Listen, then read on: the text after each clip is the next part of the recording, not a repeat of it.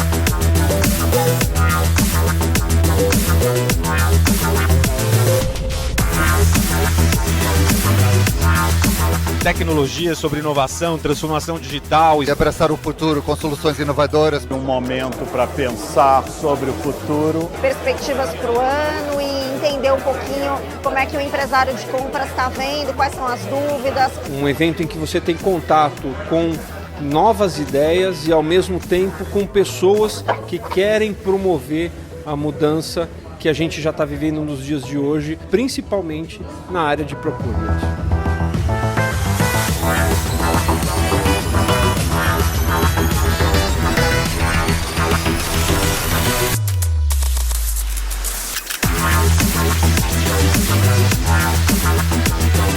Quando começou toda essa crise do coronavírus, a gente pensou como é que a gente democratiza cada vez mais o conteúdo, como é que a gente leva isso para as pessoas. Como que a IBM em si está pensando nos seus produtos e pensando em mais inovação e mais coisas no momento pós-crise. A nosso ponto de vista para a inteligência artificial é que ela vai ser pervasiva, ela vai fazer parte do dia a dia em todos os processos de negócio. E nós não temos, em uma crise mundial, um inimigo tangível, você não vê o vírus.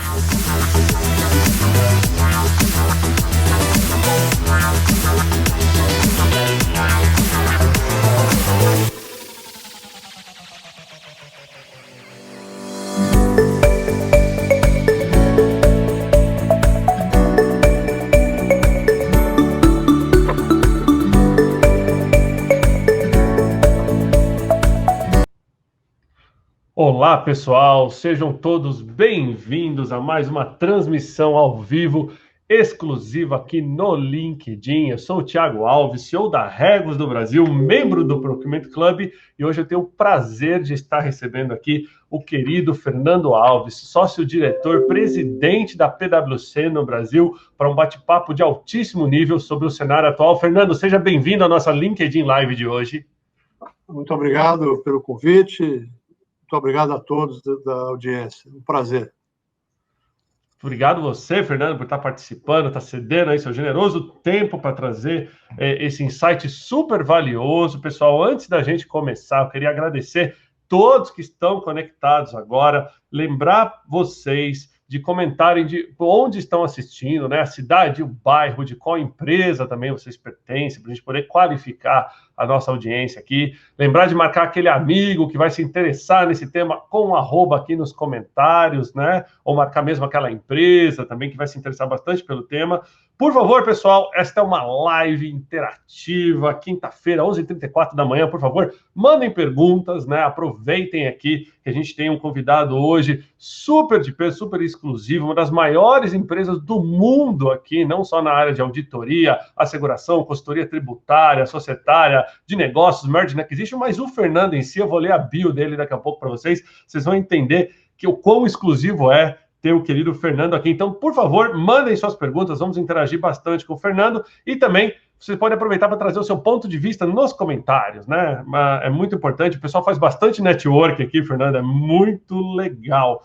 Queria agradecer a todo mundo que ajudou a divulgar essa live de hoje, iniciando para a própria PwC, agradeço todo mundo aí, né, que em short term, né, em pouco prazo, trouxe todos para cá, a todos os clientes colaboradores da Regus Spaces que estão conectados agora em mais uma live de conteúdo exclusivo aqui no LinkedIn, a todo o pessoal do Procurement Club e a Level Group, que também co-organizaram essa live com a gente, e também, como sempre, aos grupos de networking, como a Interclub, a Meetings e o grupo da querida Patrícia Long. Então, tendo feito todas os agradecimentos aqui, Fernando, queria jogar para o pessoal conhecer um pouco mais, né? Eu recebi a bio do Fernando aqui, pessoal, antes de passar a palavra para ele, deixa eu ler um pouquinho para vocês. Hoje ele é sócio-presidente da PricewaterhouseCoopers aqui no Brasil, né? Membro de diversos fóruns internacionais de networks da própria PwC. Ele tem 35 anos de experiência nesse mercado de auditoria e consultoria no âmbito econômico, né? Formado em administração de empresas, ciências contábeis, mestrado em administração, pós-graduado em diversos países, né? Vou citar alguns para vocês: Israel, Estados Unidos, Suíça, Canadá,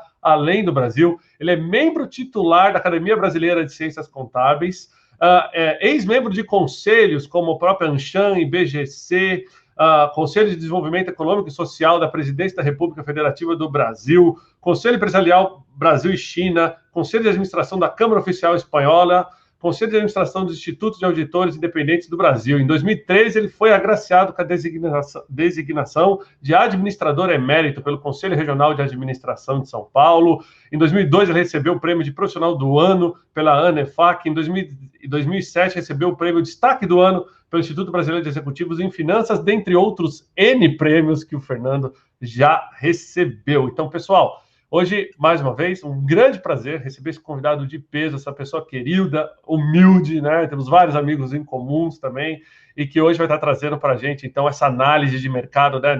Esse macro efeito que a pandemia vai ter, não só no mercado brasileiro, mas no cenário internacional. E aproveitando, então, Fernando, queria passar para você, né, como boas-vindas, e já introduzir esse tema, né? Como é que está sendo a sua visão particular e a visão da PwC sobre o macro efeito da pandemia, né, no mercado nacional, internacional, nesse momento, e os impactos futuros que isso vai trazer para a gente também. Obrigado, Thiago. Eu começaria fazendo uma consideração sobre como é que nós estamos vendo o mundo nos próximos anos. A gente, em geral, faz uma leitura do mundo baseada no que nós chamamos de megatendências. E essas megatendências são acontecimentos que se projeta materializando-se em longo prazo, mas nós também prestamos atenção àquilo que, em decorrência dessas megatendências, se manifesta em curto e médio prazo. Então, nesse sentido, em curto e médio prazo, nós vemos que a pós-pandemia vai trazer uma circunstância de aumento extraordinário da assimetria. E o que eu quero dizer com o aumento da assimetria? Eu quero dizer que haverá mais concentração de poder econômico, haverá mais oligopolização de segmentos, haverá mais consolidação de empresas, haverá uma erosão do poder aquisitivo de classe média, haverá mais concentração de riqueza no mundo das pessoas físicas, a desigualdade aumenta, então o mundo vai conviver com a ampliação da assimetria em decorrência dos efeitos imediatos da pandemia.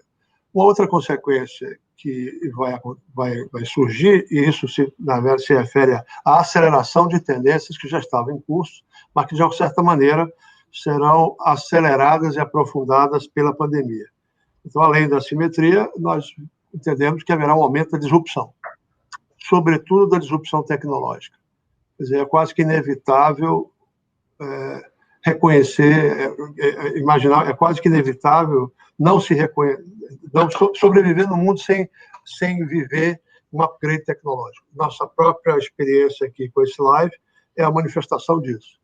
Ou seja, isso vai ser cada vez mais comum e, portanto, a disrupção tecnológica ela vai produzir impactos vários, vai otimizar cadeias, vai facilitar conexões, mas, por outro lado, vai implicar no desaparecimento de algumas profissões, vai trazer uma jornada, um desafio grande no que se refere à transformação da mão de obra, etc. Então, a disrupção, assim como a assimetria, ela tem dimensões positivas e tem dimensões negativas. Uma outra coisa que eu acho que o pós-pandemia vai trazer é um impacto grande no que nós chamamos de mobilidade. As pessoas vão viajar menos, elas vão ser menos, o volume de transferências e migrações por decorrência de impulsos econômicos vai diminuir. Nós vamos também estar convivendo, em paralelo a essa questão de redução da mobilidade e das migrações motivadas por interesses econômicos, nós vamos estar convivendo também com um aumento da expectativa de vida, o que vai trazer pressões previdenciárias sobre as economias já impactadas pelos efeitos econômicos da pandemia. E acho que haverá uma outra dimensão de crise que a gente já está vendo, que é o crescimento extraordinário da polarização. O mundo vai ficar mais polarizado, tanto do ponto de vista político quanto do ponto de vista econômico. Nós vamos estar assistindo a algumas discussões sobre relocalização de cadeias de suprimento. Haverá um questionamento maior do papel das instituições multilaterais, ONU, FMI, Organização Mundial do Comércio. Elas vão ter que se reconceituar para servir aos interesses de um mundo um pouco mais polarizado. E, finalmente, eu acho que uma outra manifestação macro que ocorrerá é uma erosão da confiança nos sistemas econômicos, confiança nas empresas, nos sistemas políticos, e isso vai exigir de todos nós um reposicionamento no sentido de preservar ou fazer a confiança voltar a ser um elemento central nas relações de troca, nas relações sociais e nas relações econômicas. Eu diria que esses são os macro-efeitos imediatos, digamos assim, decorrentes da pandemia. Legal, muito bom. Obrigado pela abertura e pela introdução ao tema. Fernando, eu concordo plenamente contigo. Inicialmente, o pessoal já está mandando algumas perguntas, mas tem uma pergunta pessoal aqui do Thiago com relação ao cenário internacional, relação diplomática entre países. Muita coisa está se repensando agora com abertura e fechamento de fronteiras. Isso impacta diretamente a cadeia de suprimentos, como você disse, a própria questão tributária de alguns países que estão tendo que se reinventar uma vez que fechou a fronteira, e isso vai impactar na arrecadação. Qual que é a visão de vocês específica sobre essa parte? Olha, eu acho que a polarização que nós vemos hoje no mundo ela vai se ampliar. Haverá um renascimento de um conceito de nacionalismo que não necessariamente será positivo, ele pode ser xiita, pode ser deturpado. Você tem uma tensão que vai ficar mais emergente, que é a tensão dos Estados Unidos e China. Pela primeira vez, os Estados Unidos estão enfrentando um competidor no terreno econômico. Eles enfrentaram antes, competidores no terreno mais militar, que é o caso da União Soviética, mas hoje a China é um competidor relevante no plano econômico, e isso afeta a autoestima americana, a sua leitura geopolítica do mundo, etc. Então, nós vamos conviver com um mundo mais polar. Mas não apenas na dimensão dessas duas potências, mas todo o resto. E isso vai produzir discussões sobre fortalecimento de estruturas nacionais, redução da dependência de cadeias de suprimento que estejam localizadas fora do país, uma revisão dos sistemas tributários no sentido de fazê-los mais competitivos, ou melhor servir aos interesses nacionais. Isso tudo vai estar acontecendo. Já está acontecendo, de uma certa maneira, mas será acelerado pela pandemia. O Brasil é um exemplo disso, assim como os Estados Unidos. Há uma discussão hoje no mundo, por exemplo, envolvendo tecnologia, que é quem predomina no domínio da 5G, se são os Estados Unidos ou são a China. Essa é uma discussão que vai se ampliar. Nós vamos ver o Japão já decidiu que precisa reduzir a dependência da China no que se refere não só ao capital investido do país China, como também a cadeia de suprimentos japonesas que estão localizadas na China. Tudo isso vai estar presente no dia a dia. As instituições multilaterais vão ter que se reconceituar, os blocos econômicos, como é o caso do Mercosul, como é o caso da União Europeia, vão ter que se reconceituar. Nós já vimos movimento nesse sentido sendo trazido pelo Brexit na Europa. Então, tudo isso vai criar uma tensão no mundo que já estava tensionado. E isso vai afetar tudo, inclusive sistemas tributários. Muito bom. Inclusive, eu estava dando uma olhada, vou até compartilhar aqui para o pessoal ver, porque eu acho que é uma coisa bacana. No próprio site da PwC, deixa eu jogar para o pessoal ver aqui, Fernando. Tem aqui, né, informações gerais para que as empresas possam utilizar aí, né, e os líderes empresariais em como combater esses principais efeitos da pandemia. E nessas áreas de foco já tem um resumo até do que você comentou. Então, olha que legal, pessoal. Para quem está buscando informações, né? Deixa eu só tirar o lettering da frente. Isso. Para quem está buscando informações, tem aqui, ó, gestão de crise, né? O que as empresas têm que fazer, cadeia de suprimentos, o que tem que ser tomado cuidado, etc, etc. Relatórios financeiros, divulgações, gestão de força de trabalho, estratégia e marca. Então, só quis dar aqui uma palhinha, Fernando, porque o pessoal sempre gosta de ver que boa parte do que os executivos trazem para a gente aqui é efetivamente o que a empresa prega, né? E já mostrei aqui que é o resultado da PwC. Com questão, por exemplo, ao mercado de auditoria em si, né? Essa pandemia vai trazer desafios contábeis, com certeza, aí para muitas empresas. Sem dúvida, é uma das questões que nós trabalhamos com 4 linhas de negócio. A auditoria e asseguração, que é aquela que nos faz mais conhecido, que representa 37% do nosso faturamento total. É consultoria tributária e societária, consultoria de negócios e assessoria em transações empresariais. No que se refere especificamente a essa área de reporting, como eu chamaria, há um grande desafio que tem que ser enfrentado, que é o que diz respeito a como divulgar os efeitos da pandemia nas estruturas de demonstrações financeiras. Quer dizer, qual é o efeito dela sobre o que se chama de recuperação de ativos, qual é o efeito delas na continuidade da empresa. Isso tem sido objeto de grandes discussões com a base de clientes e há uma natural dificuldade em se estimar precisamente efeitos. E isso depende bastante de segmentos. Você tem segmentos econômicos que serão mais ou menos afetados pela pandemia, portanto, com maior ou menor capacidade de prever efeitos. Eu diria que um elemento central das discussões que nós estamos tendo com clientes, e que vai continuar por algum tempo, é uma questão envolvendo o que se chama tecnicamente de impairment de ativos, que é você avaliar se os ativos da empresa eles têm recuperabilidade econômica, tendo em vista esse cenário que se decortina a partir da pandemia. Essa é uma discussão.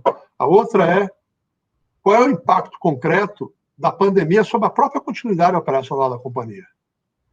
Imagine que algumas companhias em alguns segmentos vão estar profundamente afetadas pela pandemia.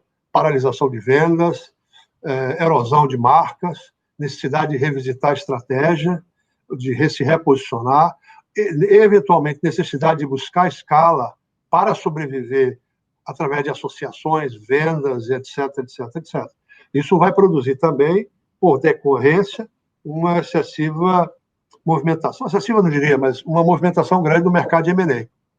Quer dizer, a pandemia, o primeiro desafio é o desafio do reporting, e depois nós vamos enfrentar outros desafios, que são aqueles ligados a como é que eu viabilizo o destino da empresa, que é uma outra decorrência da pandemia. Com certeza. Eu acredito também, algumas perguntas aqui que o pessoal já me mandou, até o pessoal interagindo hoje de maneira diferente, obrigado. Muitas perguntas pelo WhatsApp, o pessoal acompanhando a live, já me mandando pergunta também pelo WhatsApp. Algumas perguntas no sentido, você acha que essa alta do dólar, apesar de uma pequena queda agora, deve influenciar muito esse mercado de M&A no Brasil, né? Uma vez que as empresas no Brasil tendem a ter o seu balanço e ter os seus resultados menores impactados pela pandemia, consequentemente, seu valor de mercado mais barato, a gente deve ter uma migração de chineses e americanos investindo no Brasil. Como é que você vê isso? Olha, eu acho que essa é uma pergunta pertinente. Nós estamos acompanhando, nós acompanhamos de perto, até pelo fato de termos uma área com mais de quase 300 e poucos profissionais nesse segmento, nós acompanhamos de perto o mercado de M&A. Até março desse ano, a tendência do mercado de M&A era de ter um recorde de transações. Para vocês terem ideia, nós estávamos esperando passar no Brasil mais a barreira de 1.000 transações. Então, havia uma forte efervescência no mercado de M&A até março.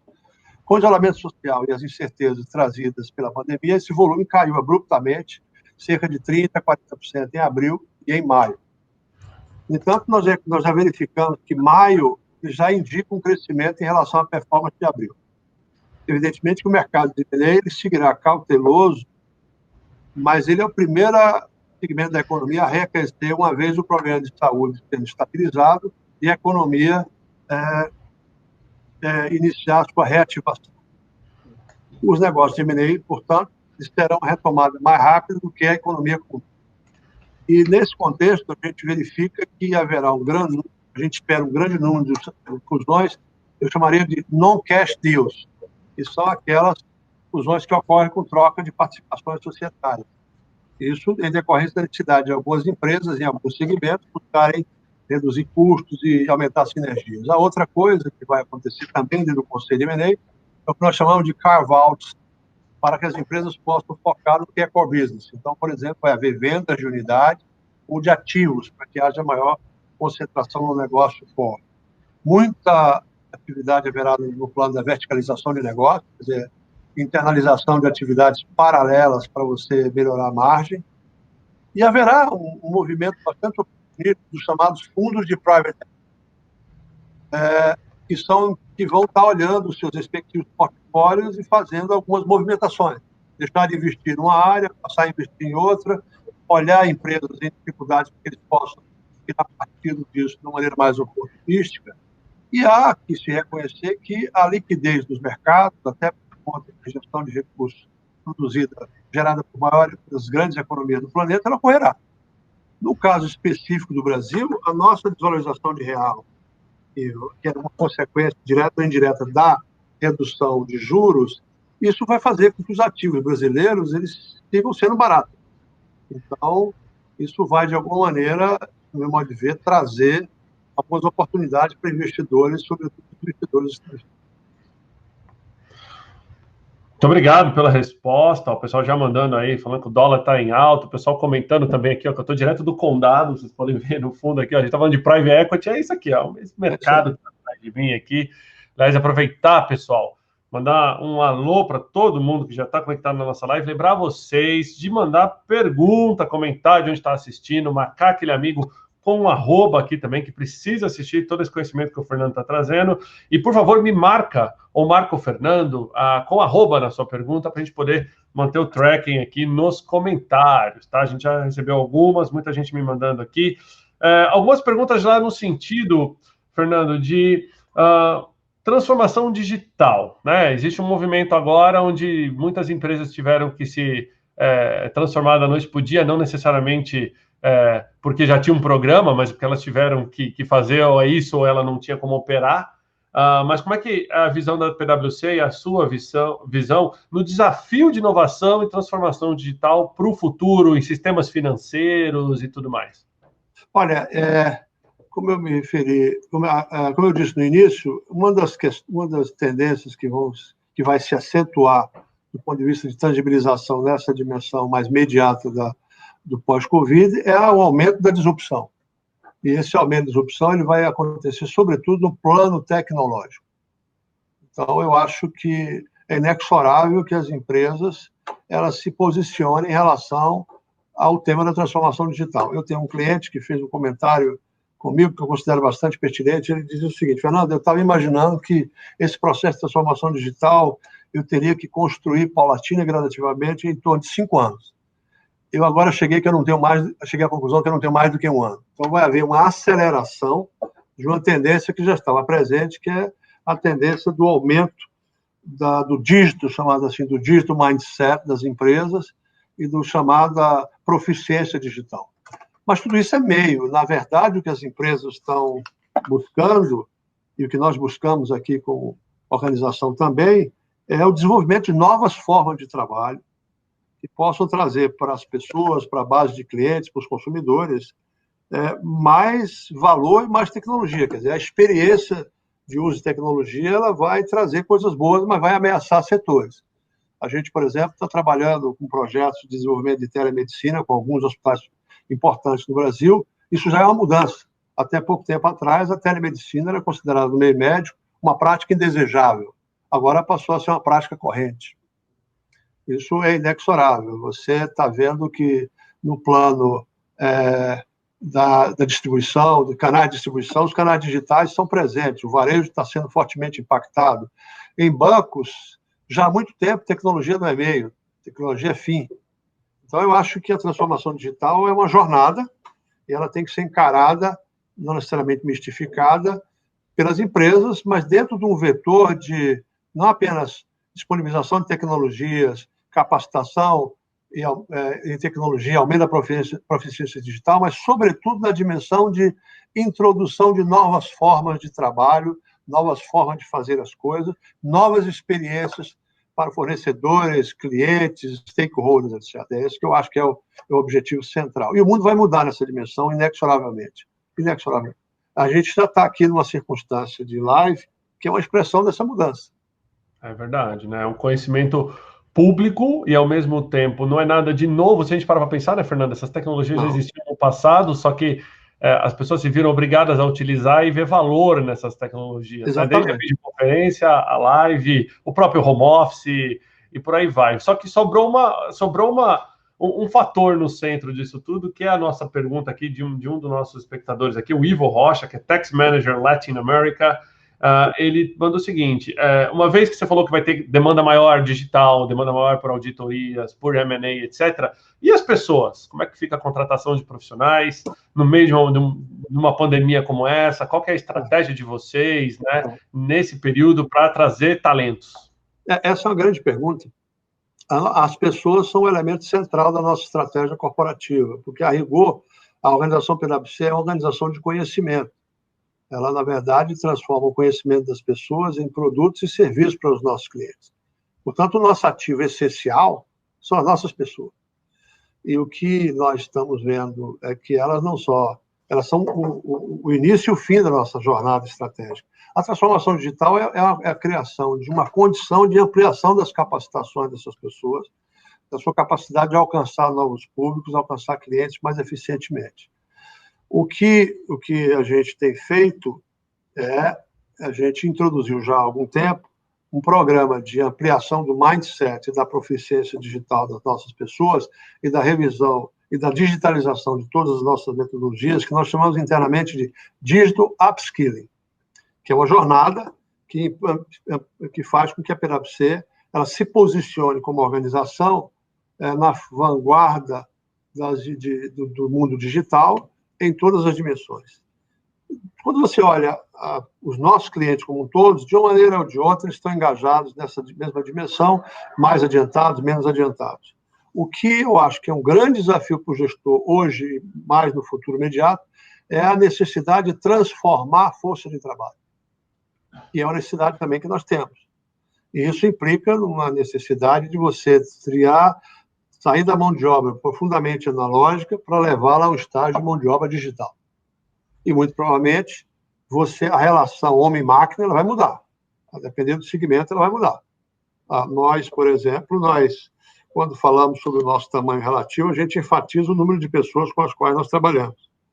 Quando nós pensamos, amanhã nós vamos estar enfatizando não apenas o número de pessoas, mas, sobretudo, a nossa capacidade de dispor de tecnologia de vanguarda para análise de dados, para proteção e privacidade de dados, enfim, para um conjunto grande de possibilidades que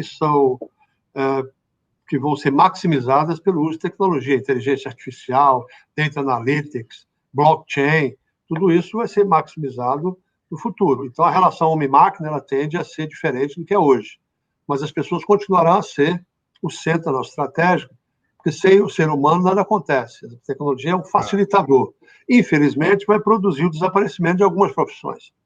Mas, portanto, haverá que necessidade de se deslocar eixos de mão de obra de um plano para outro. E essa é uma jornada que afetará toda a economia. Ok, muito bom. Obrigado pela resposta, Fernando. Só para a gente fechar esse tema de macro cenário, depois eu queria explorar um pouquinho mais isso que você falou de cybersecurity e dados, mas só para fechar o tema de macro mercado, a Márcia Martini Ferrari, que é head da RICS América Latina, já esteve aqui comigo numa live, aliás, um abração, Márcia.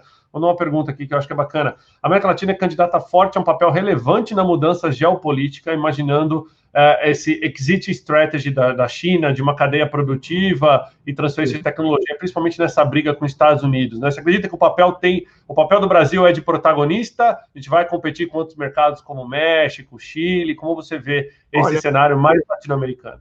Eu acho que o Brasil tem um conjunto de vicissitudes que precisam ser enfrentadas.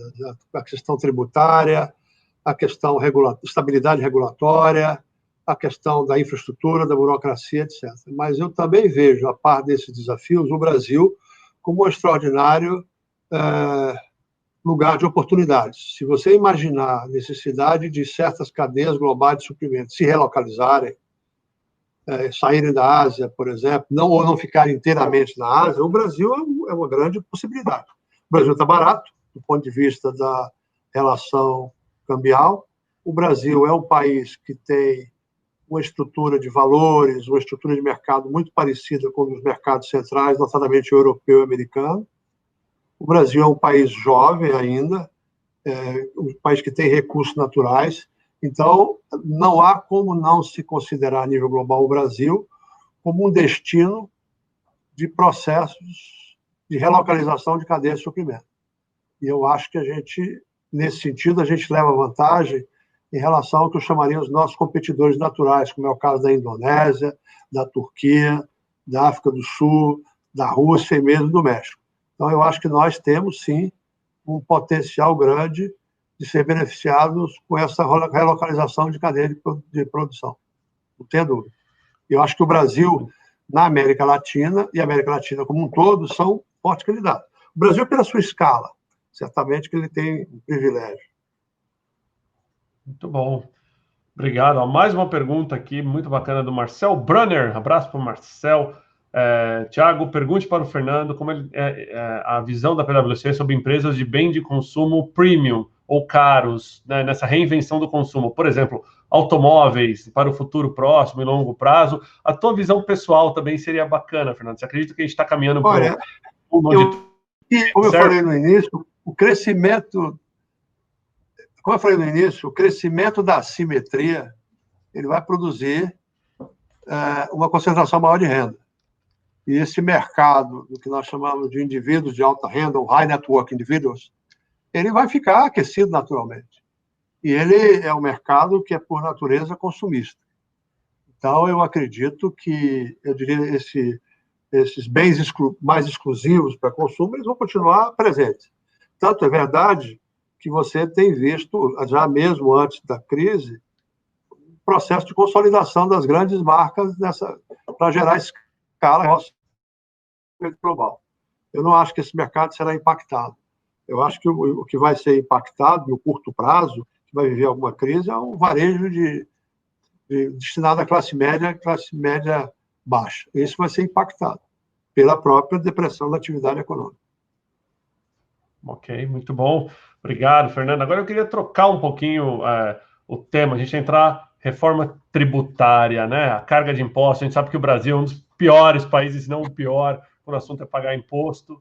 E a gente sabe que a PwC está envolvida, né, nesse tema de maneira bastante profunda. Como é que você vê o cenário? A gente deve caminhar para uma reforma tributária mais forte, mais fraca? A pandemia afetou a estratégia do governo ou das empresas com relação a esse tema? Como está? Olha, a PwC está envolvida em todas as discussões envolvendo a reforma tributária, não só em entidades profissionais como a ANCHAM, CNI e outras, como também com o próprio governo, os relatores. Nós temos interação próxima com o Bernardo Api, que é o discente de cidadania fiscal, com o próprio Congresso. Eu acho que há uma convicção hoje no país que o sistema tributário tem que ser revisto. Então, esse já é um fato bom. Não se nega a necessidade de revisar o sistema tributário. Evidentemente que a revisão é complexa, porque ela atinge interesses de 5 mil municípios, 27 unidades da federação, atinge interesses do Estado federado, né? E atinge interesses de segmentos econômicos. Alguns serão mais tributados, outros menos tributados. Então, esse é um tópico que eu acho que vai estar no centro das discussões no próximo ano. O que a gente vê do nosso sistema tributário é que ele tem características que o fazem pouco competitivo. O nosso sistema tributário ele é complexo, a tributação no Brasil é complexa, ela é regressiva, quer dizer, tributa-se desigualmente as pessoas, notadamente o consumo, e ela é alta. O Brasil tem uma carga tributária que é de cerca de 35% do PIB, maior do que de todos os emergentes com os quais nós competimos. Por outro lado, essa carga tributária é também uma carga tributária que você pode, que é característica de países nórdicos, sem que nós tenhamos a qualidade de serviço de países nórdicos. Se nós agregarmos a essa carga tributária base aquilo que eu chamaria de carga previdenciária e trabalhista, isso aumenta mais ainda. Isso pode chegar a 40% a 50% do produto interno. Então, a gente tem uma economia profundamente taxada. Nos últimos anos, os governos variados têm trabalhou bastante para redução, para desonerar o que chama cadeia produtiva. Mas nós somos um país ainda que padece de tratados de bitributação com economias relevantes. Nós não temos, por exemplo, um tratado de bitributação com a maior economia do planeta, que é a americana. E vários dos nossos concorrentes naturais, que são emergentes, já dispõem disso. Então, eu acho que a gente tem um desafio bastante complexo, que é enfrentar essa questão, porque ela é profundamente impactante na competitividade da empresa brasileira, inclusive nos mercados internacionais. Para você ter uma ideia, se eu montar uma fábrica nos Estados Unidos e pagar do Brasil os engenheiros que fizeram a montagem da fábrica, a tributação pode chegar a 50%, porque o tributo arremessa. Então, isso é algo que nos tira a competitividade quando a gente se compara com um competidor estrangeiro. Por outro lado, nós temos uma tributação que no Brasil, se você considerar 35%, que pode ser 40%, que é desfavoravelmente alta em relação a alguns países. Os americanos, antes da pandemia, reduziram a tributação para atrair empresas americanas que estão localizadas em outros lugares. Então, a gente precisa reconhecer também que sistemas tributários, sobretudo no contexto de polarização, a que eu me referi no início, de aumento, eles vão também ser usados como instrumento de atração e competição entre os países. Então, isso é algo que o Brasil tem que estar atento. Daí porque urge nós trazermos a reforma tributária para o centro dos debates, de forma que a gente possa implantar uma reforma factível em curto prazo. É evidente que essa reforma, não há reforma que não seja uma reforma que beneficie alguns e prejudique outros em relação ao que é o status quo. Mas há que haver um enfrentamento desse tema no Brasil. Isso é um fator que produz deseconomia competitiva e deseconomia de escala para o Brasil frente aos seus competidores naturais. Com certeza, obrigado pela resposta completíssima, não tem chance de réplica. Muitas perguntas aqui com relação a investimento em infraestrutura no Brasil, por onde deveria começar, e a sua visão sobre a instabilidade do cenário político do Brasil e o impacto na economia. Você falou um pouquinho no começo, mas só para deixar mais específica a pergunta. Ok. Infraestrutura no Brasil é uma necessidade premente para que a gente possa viabilizar o desenvolvimento. Eu acho que o governo acordou para isso. Você tem o Ministério de Infraestrutura, que tem vários projetos já em forma de pré-contratação, pré-licitação. Haverá, inclusive, o ministro anunciou que fará um roadshow no estrangeiro para atrair investimentos. O mundo tem liquidez para investir em infraestrutura. O Brasil é, sim, uma grande oportunidade. Se você analisar, olhar o Brasil e olhar o potencial do Brasil do ponto de vista de como mercado para privatizações, concessões na área de infraestrutura, é um negócio extraordinário. Então, eu acho que a gente tem, sim, uma oportunidade de financiar a infraestrutura atraindo capital de fora. E eu acho que, portanto, isso é uma dimensão. Eu agregaria ao tema da infraestrutura física, estradas, portos, aeroportos, que podem ser privatizados, etc., eu agregaria ainda a isso o tema da infraestrutura digital. Nós não podemos esquecer que, no mundo de hoje, não só é necessário se ampliar a infraestrutura física, como, sobretudo, se ampliar a infraestrutura digital, 5G, etc. Se nós não caminharmos para 5G, nós vamos perder competitividade. O nosso uso de inteligência artificial, o nosso uso de outros meios de aumento de produtividade, eles vão estar impactados. Então, eu acho que isso é, sim, um tema que, com toda franqueza, também está na agenda governamental, também está na agenda do grande capital. Nós temos recebido, mesmo no cenário de pandemia, várias consultas de fundos de private equity estrangeiros, fundos de pensão, fundos de investimento soberano, que olham o Brasil como mercado. Evidentemente que a circunstância de crise sanitária que a gente está vivendo, onde o pico da pandemia ainda não aconteceu, que produz uma circunstância de depressão econômica, haja vista que nós já vimos uma economia ainda em recuperação, isso tudo produz uma maior cautela. Se você agrega a isso uma certa instabilidade política, uma tensão entre poderes, isso aumenta a cautela do investidor estrangeiro. Então, minimamente, esse conjunto de crises sincronizadas, eu diria, ele retarda o investimento, que é uma coisa fundamental para que a gente possa começar a mover o país. Até porque infraestrutura, ela gera emprego. Investimento em infraestrutura mobiliza a economia, porque é um gerador de emprego, a construção civil, etc, etc. Então, eu acho que essa sincronia de crises, lamentavelmente, ela amplia a cautela do investidor estrangeiro e retarda o investimento, que, por sua vez, retarda a recuperação da economia.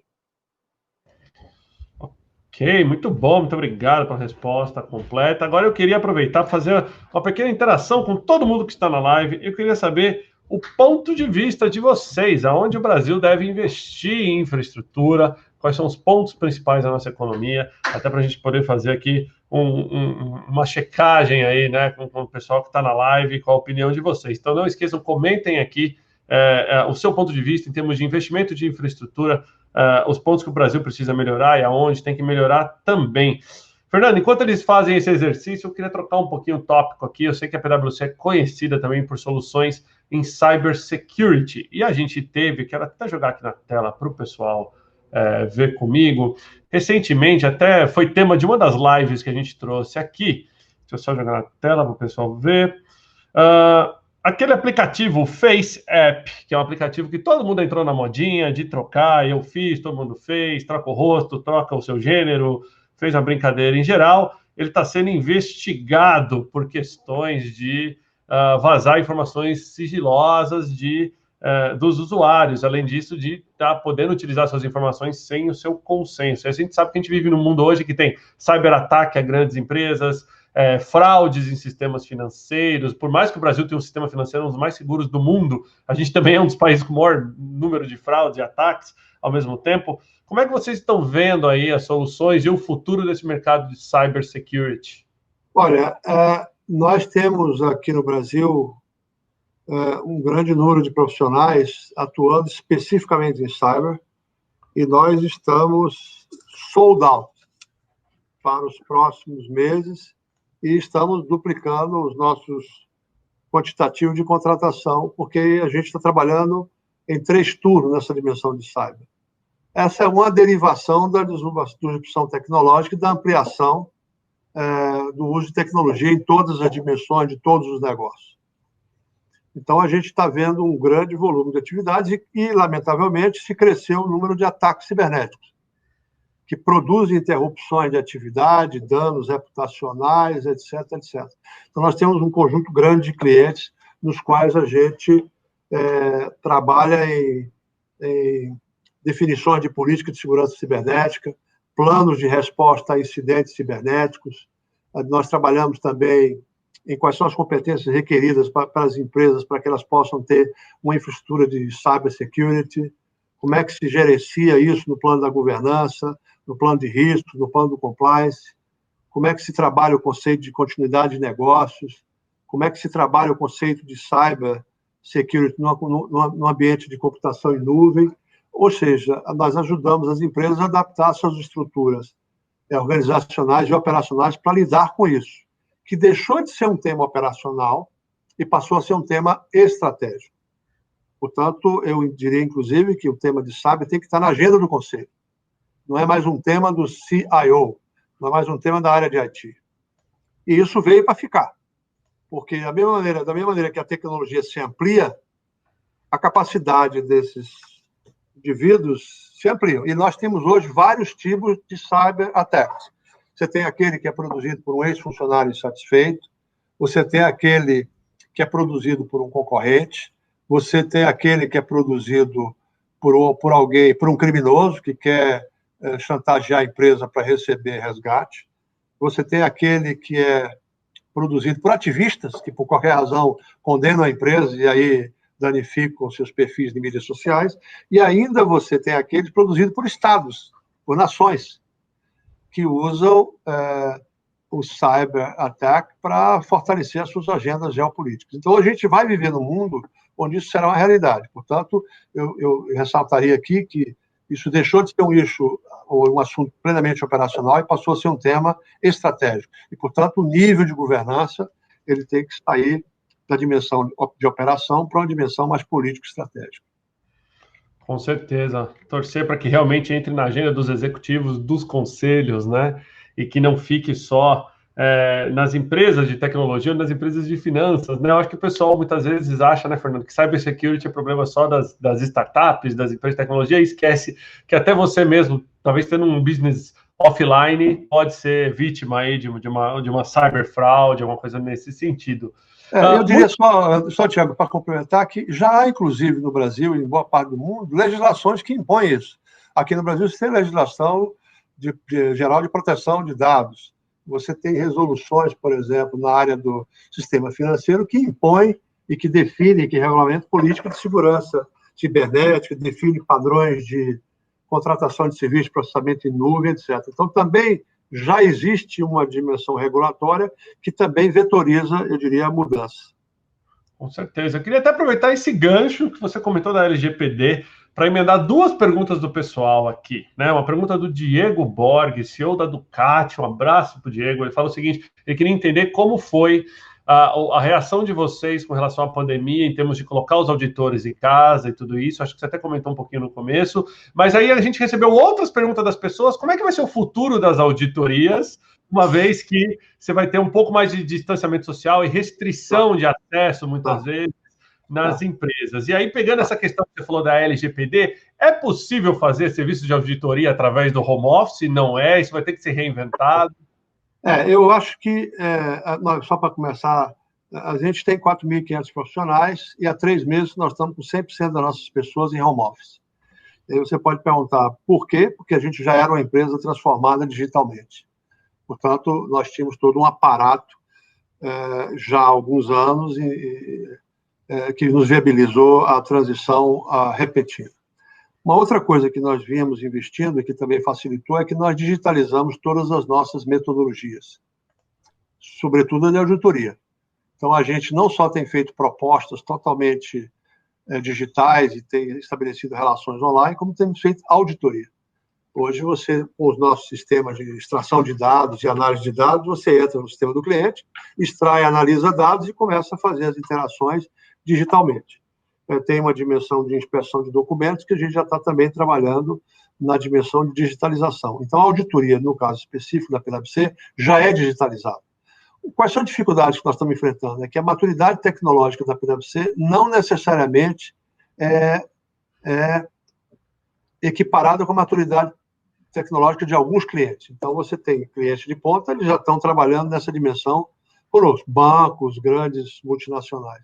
Clientes mais atrasados no tema da maturidade tecnológica estão enfrentando algumas dificuldades, mas a gente está trabalhando não só na dimensão de auditoria, como na dimensão de consultoria totalmente online, real time, e usando já a digitalização que a gente construiu nas metodologias e nos meios de conexão. Então, eu acho que essa é uma mudança que faz com que o poder e a qualidade de uma empresa de auditoria no futuro, ou até mesmo de uma empresa de consultoria, ela vai estar dependente não apenas da qualidade das pessoas, como do aparato tecnológico que essa empresa dispõe. Nós já estamos utilizando, por exemplo, em processo de auditoria, aplicativos de inteligência artificial. Nós estamos utilizando na auditoria instrumentos de data analytics. E a auditoria está ficando... A própria metodologia de auditoria ela está se sofisticando a ponto de dar mais segurança do que a metodologia anterior. Então, porque a possibilidade de computação hoje, de processamento de dados, é tão maior que você começa a ter maior condição de prover asseguração para os clientes do que quando você tinha tudo feito analogicamente. Então, eu diria que essa é uma mudança que já é presente para a gente. Já é presente. E as nossas pessoas, elas estão, pelo fato de nós termos um programa de capacitação na área digital, elas já estão trabalhando nesse ambiente. 100% das nossas pessoas está passando por esse programa que nós chamamos de Digital Upskilling, já há 2 anos e pouco. Então, a organização já está, num certo sentido, habilitada para operar nesse mundo. Custou alguns milhões, mas a gente está preparado. Muito bom. Muito bom, obrigado pelos comentários. Pessoal, quem quiser conhecer mais do Digital Upscaling, é um conceito bem bacana. Lá no site da PwC também tem bastante informação. Vou falar para vocês que eu encontrei muito desse conhecimento que eu mesmo não tinha antes, lá no próprio site. Isso é bacana, é um conhecimento aberto, é um white paper. todos vocês vão poder acessar. Tiago, se você me permite, eu chamaria a atenção para vocês, e a gente pode dar para você colocar no site. Nós disponibilizamos para as nossas redes sociais um aplicativo que nós desenvolvemos a nível global há cerca de 2 anos para aumentar o mindset e a proficiência das nossas pessoas, chamado Digital Fitness. Ele é um aplicativo que pode ser baixado da Apple Store e da Google Store. Esse é o código LNRAN. Eu posso passar para você e é baixado gratuitamente. Nós estamos disponibilizando isso até o final de julho. E é um aplicativo que faz com que as pessoas ampliem a sua conhecimento digital de forma lúdica, de forma natural. Ele não é só um aplicativo voltado para o que é blockchain, o que é cyber, mas ele também viabiliza mais de 60, ele está disponibilizando mais de 60 temas, podcasts, um conjunto. Esse aí, eu disse, é um conjunto de informações que passam também como viver em família no ambiente digital, como você aumentar a sua interlocução com clientes, como você se habilitar especificamente, é algo que a gente decidiu, no contexto da pandemia, disponibilizar com as nossas mídias sociais, e a disponibilização ela é feita gratuitamente até o final de julho. Eu estimulo vocês a entrarem, até para ver que é possível a gente se ampliar a proficiência sem fazer isso um negócio muito complicado. Não é só para técnicos, é para seres humanos normais como eu e como alguns de nós. Muito bom, olha, pessoal, que presente para quem está acompanhando a nossa live aí, né? Poder baixar esse aplicativo. Muitos de vocês provavelmente não sabiam ainda que estava grátis até 31 de julho. Então é legal. Eu joguei aqui a informação. Depois, se alguém quiser, a gente vai jogar nos comentários também. Agora, Fernando, eu queria caminhar para um último tópico aqui. Eu vi, porque a gente também fez uma live aqui sobre o movimento Vamos Virar o Jogo. Eu vi que a PwC foi uma das primeiras empresas a aderir ao movimento. E em contato com um dos fundadores do movimento, né, o querido César Souza, ele mandou para a gente um pequeno vídeo aqui para você e uma pergunta. Depois queria entender um pouquinho o que fez a PwC aderir ao movimento. Deixa eu só pôr a pergunta do César aqui para você. E aí a gente já vai começar a partir dali. Só um minutinho. As coisas funcionam um pouquinho menos rápido do que a gente imagina. Bom dia, parabéns aí pelo seu programa. Você realmente... Espera aí que eu vou voltar o vídeo do César, pessoal. Vamos que vamos. Moves e TV. Aqui, vamos pôr a pergunta do querido César no dashboard. Vou dar um play nela aqui para você ouvir. Tudo bem, Tiago? Bom dia, parabéns aí pelo seu programa. Você realmente tem uma audiência bastante qualificada. Tiago, eu queria fazer uma pergunta aí para o Fernando, que diz respeito assim, do que eu conheço da PwC. Tem 3 coisas que me chamaram muito a atenção. Um é o programa de diversidade, várias pessoas já me conversaram sobre esse programa da diversidade. O outro é um programa que eles chamam de Digital Upskilling, que é a capacitação digital das pessoas do cargo assim, mais simples até o próprio presidente da empresa. E o terceiro, eu fiquei assim, vivamente impressionado com um projeto deles chamado de Cybersecurity. Eles têm realmente um Situation 1, que é uma coisa assim, de primeiríssimo mundo. Eu fiquei bastante impressionado quando eu fui apresentado a esse programa. Se possível, gostaria de alguns comentários sobre esses 3 programas da PwC. Obrigado, a gente acabou dando spoiler, né? A gente deu alguns spoilers aqui. Obrigado, César. Eu começaria pelo último pergunta seu. Quando nós decidimos, há alguns anos, a criar aqui uma infraestrutura para prover serviço de segurança cibernética, nós começamos a formar nossas pessoas, porque o mercado não formava especialistas. E, portanto, nós começamos a formar nossas pessoas, obviamente com suporte do network, e um dos passos, além da ampliação do contingente da formação, começamos a contratar pessoas na área de sistemas, submetê-las a processos de formação no exterior, enfim. Nós também criamos aqui no Brasil o primeiro, o que nós chamamos de Centro de Comando e Controle, que monitora 24 horas por dia. Nós temos aqui uma sala, como se for um painel de controle, com telas de televisão. A gente monitora 24 horas por dia o espaço cibernético de clientes, e a gente monitora 24 horas por dia, trabalhamos, portanto, em 3 turnos, o mundo da segurança cibernética, não só do ponto de vista de segmento econômico, quanto do ponto de vista de onde estão acontecendo os ataques no mundo, quais são os perfis de ataques, qual é a possibilidade desses ataques virem a ser manifestados no Brasil. Então, a gente já tem aqui uma unidade de especialistas que trabalha 24 horas por dia, monitorando acidentes cibernéticos da base de clientes, fazendo a inteligência do que está acontecendo no mundo e fazendo a inteligência do que está acontecendo também em segmentos econômicos específicos. Isso custou alguns milhões de dólares e eu acho, que o primeiro do nosso ambiente de atuação, no nosso, digamos assim, na nossa indústria. Nós temos um conjunto grande de pessoas aqui e aqueles que quiserem visitar podem vir à PwC, que a gente apresenta esse centro, que é realmente impressionante do ponto de vista do aparato que ele tem. Esse é o primeiro ponto. O segundo ponto é o tema da diversidade. Nós somos, como eu referi anteriormente, um negócio de pessoas. E a nossa crença fundamental em ser um negócio de pessoas é de que o ser humano, o talento das pessoas, ele se manifesta de variadas formas. Na pessoa baixa, no gordinho, no alto, no negro, na pessoa portadora de deficiência, na mulher, no gay, etc., etc., no indivíduo com alguma idade. Então, nós definimos um programa de diversidade centrado em 5 dimensões de diversidade: raça, gênero, orientação sexual, pessoas com deficiência e gerações. Nós temos um programa de empregabilidade da pessoa, do sênior, de cidadãos mais sêniores, e nós levamos a sério isso. Para cada uma dessas dimensões de diversidade, nós temos consultores especializados para nos ajudarem a desenvolver as práticas de diversidade. Nós temos grupos de pessoas do nosso contingente de profissionais com afinidade com cada uma dessas dimensões, que possam, portanto, ser os campeões das transformações. E a essa prática de diversidade, nós definimos, por exemplo, métricas. No ano passado, 32% dos nossos contratados foram pessoas de cor. Nós temos 49% do nosso contingente total formado por mulheres.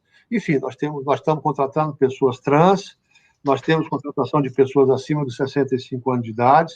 Nós fomos premiados várias vezes como sendo uma das empresas mais amigáveis para emprego de pessoas com deficiência. Nós temos pessoas com nanismo, autismo, síndrome de Down, todas elas trabalhando na firma de forma absolutamente competitiva. Isso não é um programa assistencial, é um programa de ampliação da diversidade da nossa força de trabalho, pela crença de que, com a ampliação da diversidade, nós ampliamos a pluralidade.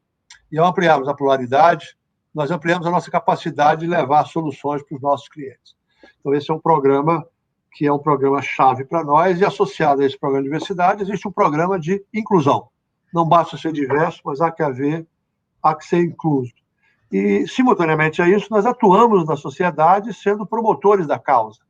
Então, eu palestro e estamos presentes como instituição e como pessoas em todos os fóruns de cada um, que são relevantes para cada uma dessas dimensões. Finalmente, então, falamos da segurança cibernética, falamos da diversidade. No plano da transformação digital, essa decisão foi tomada 2 anos atrás. Quando nós verificamos a base de clientes, nós verificamos que, quando as empresas iniciam seus processos de transformação digital, elas iniciam por um determinado segmento: front office, back office, país A, país B, área B. Nós tomamos a decisão a nível da PwC de fazer isso acontecer nos nossos 157 países do mundo, com todas as nossas 280 mil pessoas. Então, nesse sentido, eu entendo que o nosso programa ele é o mais amplo do mundo. Ele é um programa que vai custar, ao seu final, 3 bilhões de dólares. Eu acho que não tem ninguém investindo tanto quanto nós. É uma parcela importante do nosso faturamento que está sendo investida. Mas nós estamos transformando digitalmente a organização, não apenas no plano metodológico, mas no plano da proficiência das pessoas, mas, sobretudo, nós estamos mudando a forma pela qual nós trabalhamos. Isso em todas as dimensões. Nós recrutamos hoje de forma diferente, recrutamos com perfil diferente, nós palestramos de forma diferente, nós temos metodologia diferente, nosso material de projeção, compartilhamos conhecimento de forma diferente. Então, a gente transformou, e vai seguir transformando, a nossa maneira de trabalhar de forma a propiciar às nossas pessoas e aos nossos clientes uma outra experiência. A experiência de se trabalhar com a PwC hoje é diferente, ela é mais rica, não só para as nossas pessoas, como para os nossos próprios clientes. E a gente decidiu também que, tanto quanto possível, e sem violar o nosso interesse competitivo, nós vamos compartilhar o nosso conhecimento. E o Digital Fitness App é uma maneira da gente estar compartilhando isso, que era antes um ferramental estrategicamente relevante para criar diferenciação competitiva a partir da capacitação das nossas pessoas. Eu acho que esse é um mundo também, o novo mundo que emerge, ele é um mundo de maior compartilhamento. Então, portanto, nós estamos compartilhando e nós decidimos, só para concluir, Thiago, que o nosso programa de responsabilidade social corporativa será, a nível global, focado na nossa ação como organização transformada digitalmente para reduzir o gap digital das comunidades em que a gente atua. Porque o gap digital, ele também é e será cada vez mais um fator de exclusão social. As pessoas vão ficar alijadas do mercado de trabalho, alijadas do contato social, se elas não se inserirem nesse mundo mais digitalizado. Então, a PwC vai fazer o que for possível, a nível dos seus programas de responsabilidade social corporativa, para transferir o que nós temos de experiência e conhecimento para contribuir na redução do gap digital das pessoas nas sociedades em que a gente atua. Espero ter respondido, Sérgio. Muito bom. Com certeza, completíssimo. Olha, pessoal, que legal. Não é à toa que a PwC foi uma das empresas, primeiras empresas... Por que nós entramos nisso? Porque eu acho que esse movimento do Vamos Virar o Jogo, ele traz uma coisa que eu acho extraordinária, que é o seguinte: ele propõe, em essência, uma crença na nossa capacidade de superar a circunstância de crise com a qual nós nos confrontamos, e ele não só propõe essa dimensão de superação, como ele propõe uma outra coisa que eu acho que é fundamental no mundo moderno, que é a ideia de compartilhar.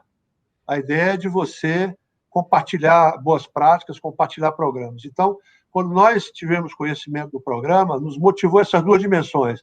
A dimensão de superação, que está inserida nessa tese, nessa hashtag de Vamos Virar o Jogo, como também a dimensão de compartilhamento de experiências e conhecimento. Então, nós ficamos bastante felizes de estarmos entre os primeiros a nos inserirmos nisso, e hoje nós estamos mais felizes ainda por ver que nós temos já algumas centenas de empresas nesse processo. Então, esses são os dois, digamos assim, vetores da nossa inclusão, né, e da nossa participação no programa Vamos Virar o Jogo.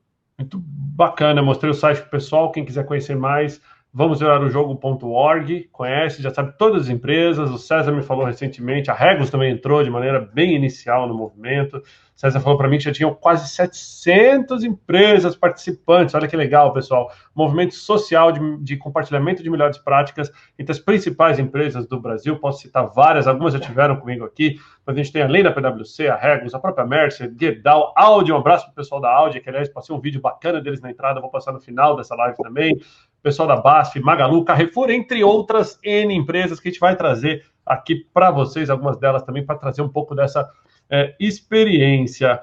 Fernando, entramos na reta final da nossa live. Antes de eu passar para você as últimas perguntas, se você me permite, deixa eu divulgar as próximas lives aqui, aproveitar o momento que nossa audiência está conectada. Pessoal, a gente tem tanta coisa para acontecer nos próximos dias que eu acho que vocês vão até cansar de eu divulgar tanta coisa aqui. Mas a gente começa, então, segunda-feira da semana que vem, uma live aqui no LinkedIn, 11h30 da manhã, com o querido amigo Alexandre Vilela, CEO da Ceulep, e com Célio Antunes, presidente do Grupo Impacta Tecnologia. A gente vai falar do futuro da educação. Então, estou trazendo aqui dois pesos pesados do mercado de educação para estar fazendo essa live com vocês. Na terça-feira, uma live do bem com a querida Rivica, a DJ mais nova do mundo e a produtora musical mais nova do mundo, adolescente lá de Brasília, que com 12 ou 13 anos, se eu não me engano, já tem aí um super sucesso. A gente vai falar de empreendedorismo na adolescência.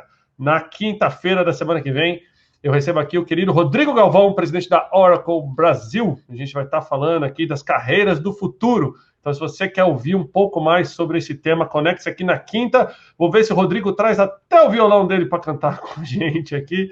E no dia 29, última live do PC aqui, do Procurement Club desse mês, futuro do e-commerce com o COO e presidente, né, executivo do Mercado Livre, o querido Stélio Tolda. Então, como vocês podem ver, muitas lives bacanas, né? A gente vai estar sempre trazendo conteúdo aqui para vocês de primeira, e a ideia é poder divulgar um pouquinho antes para vocês poderem já se programar e se conectar nessas lives exclusivas, tanto da Regus quanto do Procurement Club, aqui no LinkedIn. Fernando, queria que você deixasse para o pessoal um pouquinho da tua história, suas dicas profissionais, pessoais, legado, o que você acha que... Para os jovens auditores que estão te ouvindo agora, o pessoal que ficou com certeza inspirado por todo esse conhecimento que você compartilhou, né? Quer falar um pouquinho para eles aí sobre o Fernando Alves, né? Somos parentes, aí Alves, né? Precisa que é uma família grande, mas tudo bem. Obrigado. Eu fico feliz de estar participando do live. Você está fazendo uma excelente mediação, parabéns. Eu sou baiano, vocês devem ter percebido pelo sotaque.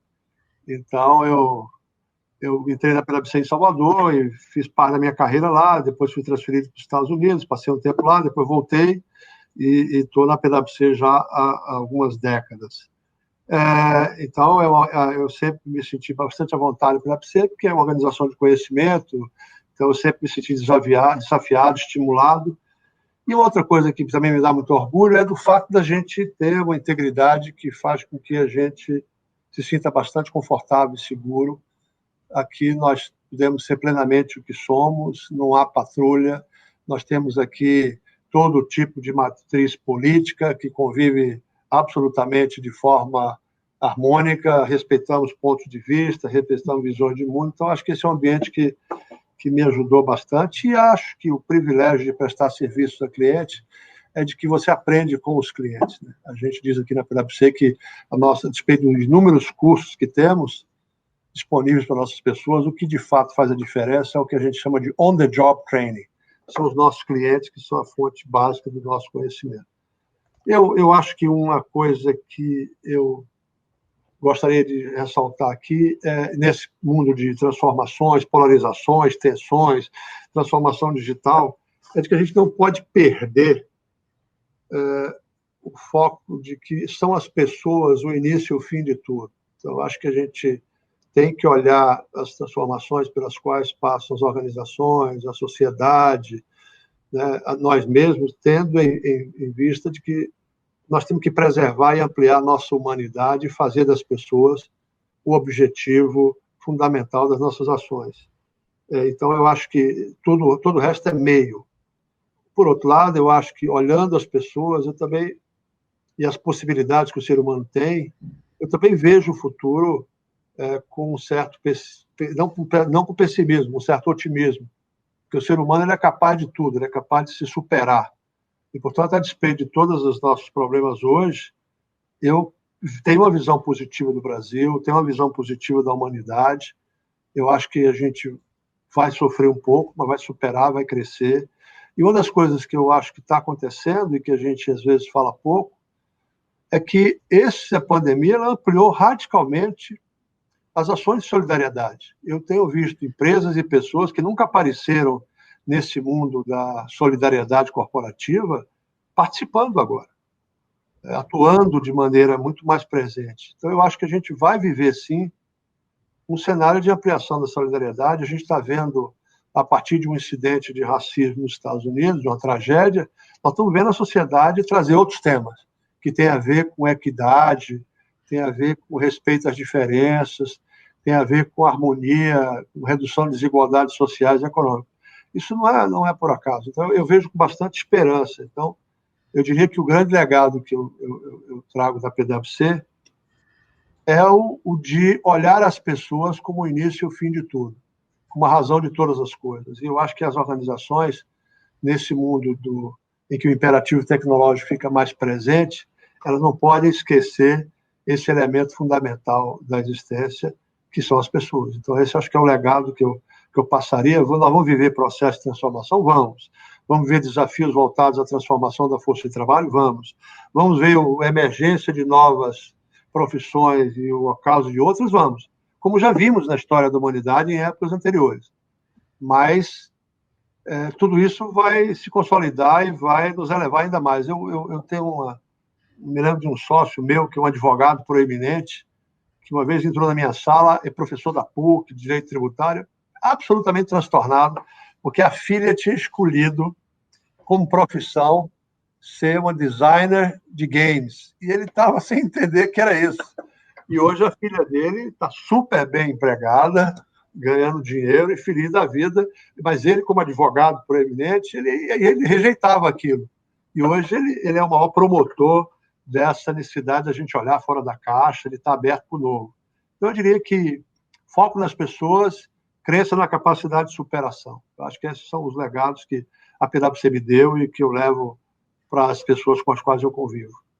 Muito bom, muito obrigado. Aí, pessoal, quem quiser acompanhar o Fernando aqui no LinkedIn, é só achar o perfil do Fernando, eu vou marcar ele aqui no enunciado assim que acabar a live, mas só procurar Fernando Alves PwC, vocês vão encontrar o Fernando, segue ele lá, muito conteúdo bacana, tenho certeza que vocês vão poder interagir. Depois eu vou pedir para o Fernando reconectar na nossa live, ver os comentários, muita pergunta, Fernando, muitos comentários, vai ter oportunidade de interagir com as pessoas ainda depois da live, esse é o dever de casa de todos os nossos entrevistados aqui. Me puxaram a orelha que eu esqueci de divulgar a live de amanhã, gente, verdade, 1000 perdões. Amanhã eu recebo lá na Forbes Brasil, no YouTube e no LinkedIn da Forbes, não no meu perfil, o querido Guilherme Hanud. A gente vai falar de eletromobilidade e o Brasil livre de desemprego. Olha que legal, a gente vai fazer uma live totalmente fora da caixinha, vocês vão adorar essa live. A gente vai falar de um projeto muito bacana aí do Brasil Sem Fome. E hoje também tem, pessoal, para quem quiser, em parceria aí com a Experience Club, uma live das 4 horas da tarde hoje, a voz dos presidentes de conselho, essa live organizada lá na TV do Experience Club, do querido Natali e Bruno, um abração para eles aí. Então, pessoal, deixa eu só voltar aqui, eu e o Fernando. Queria lembrar a todos vocês que essa live vai ser traduzida para Libras e com inclusão de legendas em português e repostada no YouTube da Regos Brasil posteriormente, para trazer mais acessibilidade e inclusão aqui também para o ambiente de negócios. A gente deve estar subindo para o YouTube já no comecinho da semana que vem. Então, quem não segue ainda, segue lá a Regos Brasil no YouTube, ok? E, pessoal, também não deixem de seguir o Procurement Club aqui no LinkedIn. Procurement Club parceirão da Regos, trazendo esses conteúdos aqui exclusivos no LinkedIn. A gente tem uma página do PC aqui, eu falo a gente, que eu já sou parte do Procurement Club também. A gente tem uma página do PC com muito conteúdo, a gente comemorou a marca aí de 21 lives durante a pandemia, específicas do Procurement Club, isso é bem bacana, né? Então, trouxe bastante conteúdo aqui.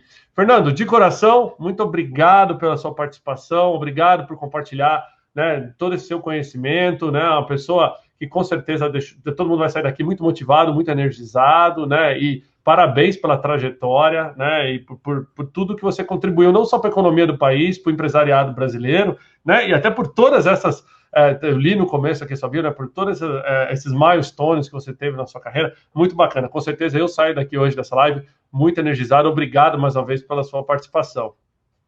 Thiago, muito obrigado. Eu acho que você foi um excelente mediador, foi bom ter te conhecido e foi bom saber que nós somos parentes ainda que longínquos.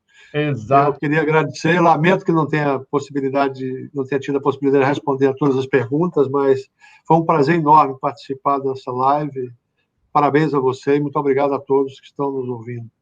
Muito obrigado. Então, pessoal, eu vou passar mais um videozinho do Procurement Club e do nosso parceiro da Audi agora no final. O pessoal gostou dos vídeos, então vou passar de novo. Fernandão, você pode desconectar daí que o pessoal vai assistir o vídeo lá. E mais uma vez a todos, obrigado. Espero vocês amanhã, 11h30, lá na Forbes Brasil. Um grande abraço a todos. Obrigado.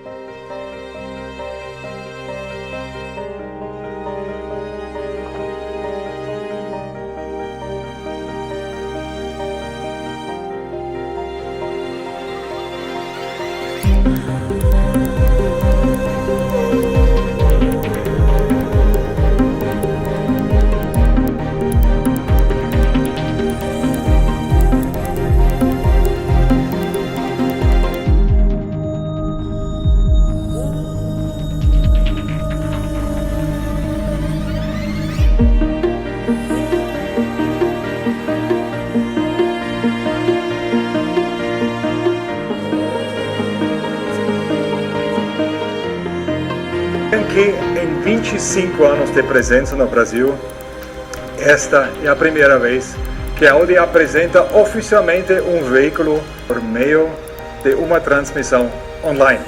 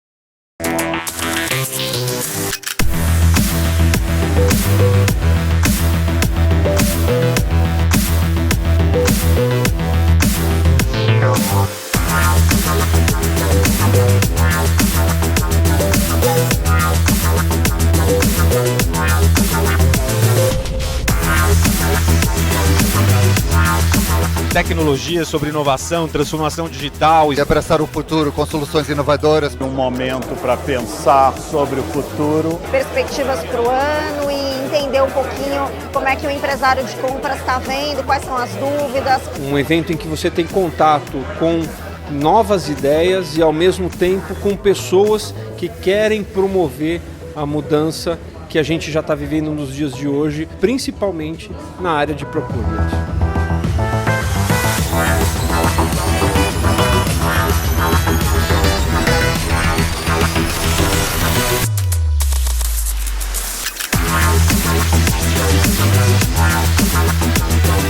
Quando começou toda essa crise do coronavírus, a gente pensou como é que a gente democratiza cada vez mais o conteúdo, como é que a gente leva isso para as pessoas. Como que a IBM em si está pensando nos seus produtos e pensando em mais inovação e mais coisas no momento pós-crise? O nosso ponto de vista para a inteligência artificial é que ela vai ser pervasiva, ela vai fazer parte do dia a dia em todos os processos de negócio. E nós não temos, em uma crise mundial, um inimigo tangível, você não vê o vírus.